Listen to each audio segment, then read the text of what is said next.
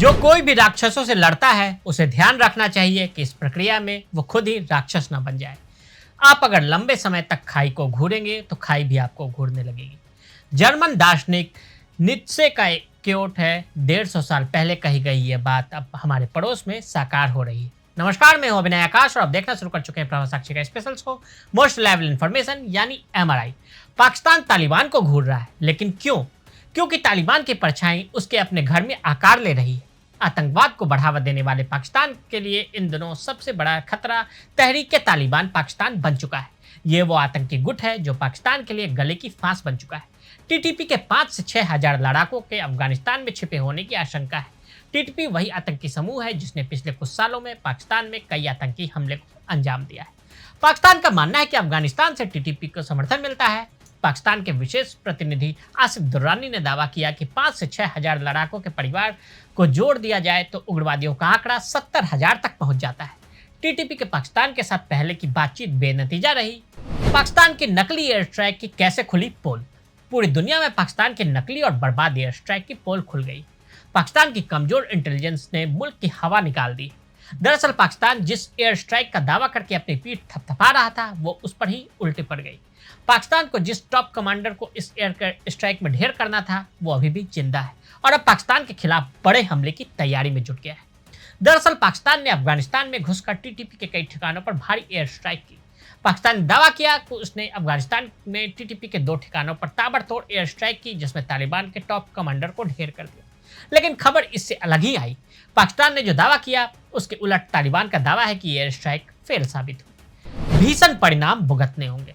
पाकिस्तान के दावे की हवा टीटीपी ने निकाल दी। टीटीपी के एक बयान में कहा गया कि उसका कमांडर जिंदा है। इसके साथ ही तालिबान ने यह भी कहा कि पाकिस्तान ने एयर स्ट्राइक में अपने ही लोगों को निशाना बनाया है।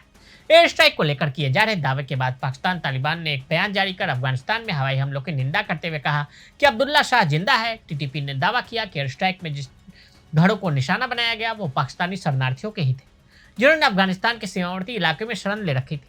टीटीपी ने कहा कि इस हमले में महिला और बच्चों की मौत हुई है। टीटीपी प्रवक्ता ने दोहराया कि टीटीपी सदस्य अफगानिस्तान में नहीं पाकिस्तान में काम करते हैं। इसके साथ ही ये साफ किया गया कि कमांडर अब्दुल्ला शाह जिंदा है। पाकिस्तान सुरक्षा सूत्रों ने पाक मीडिया से बातचीत में दावा किया कि अफगान सीमा की ओर से तालिबानी सैनिक पाकिस्तान के नागरिक ठिकानों को निशाना बना रहे थे। पाकिस्तान ने कहा कि 3 तरफ कुर्रन कबायली जिले उत्तरी वजीरिस्तान और दक्षिणी वजीरिस्तान से तालिबान सैनिकों ने भारी हथियारों और तोपों से हमला बोला। पाकिस्तान के इलाके में कई मोर्टार और गोलियां लगी।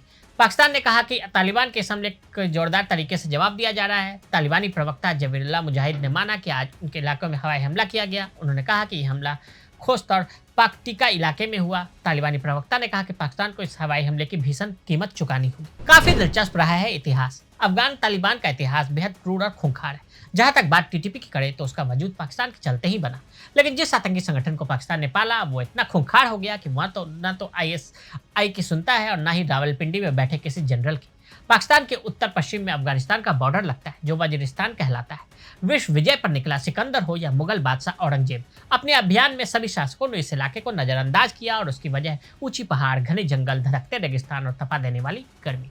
गर्मियों में चलती लू और जाड़े में हड्डियों कपा देने वाली ठंड। अंग्रेज जब 1890 में इस इलाके में पहुंचे तो एक ब्रिटिश एडमिनिस्ट्रेशन ने वजीरिस्तान के लिए कहा था ये नेचर का बनाया हुआ एक फोर्ट्रेस है जिसकी हिफाजत पहाड़ किया करते हैं।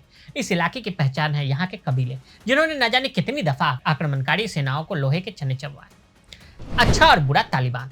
15 साल पहले पाकिस्तान सुरक्षा प्रतिष्ठान ने अच्छे और बुरे तालिबान की संज्ञा दुनिया के सामने रखी। अच्छे तालिबान अफगान तालिबान और अन्य समूह थे जिसमें सुन्नी चरमपंथी समूह शामिल थे और व्यापक अर्थों में जैसे मोहम्मद, लश्कर-ए-तोयबा सहित क्षेत्र में पाकिस्तान के हितों की सेवा करने वाले समूह थे। जबकि टीटीपी को बुरे तालिबान की श्रेणी में रखा गया जिसके पीछे की वजह पाकिस्तान उसके नागरिकों और सुरक्षा बलों और अन्य राज्य के प्रतीकों जैसे बुनियादी ढांचे को निशाना बनाने को दिया। अब अच्छा तालिबान और बुरा तालिबान एक ही तरफ है। पाकिस्तान अपने ही बनाए हुए विरोधाभास में फंसता हुआ नजर आ रहा है। तो आज हमने आपको टीटीपी और पाकिस्तान के बीच की अदावत की कहानी बताई। आज दें इजाजत और ऐसी रिपोर्ट्स को देखने के लिए देखते रहे प्रभा साक्षी। अगर आप भी लेना चाहते हैं देश दुनिया की तमाम जानकारी तो आज ही सब्सक्राइब करें हमारे चैनल को। साथ ही नीचे दिए बेल आइकन को जरूर दबाएं ताकि हर अपडेट आप तक पहुंच सके।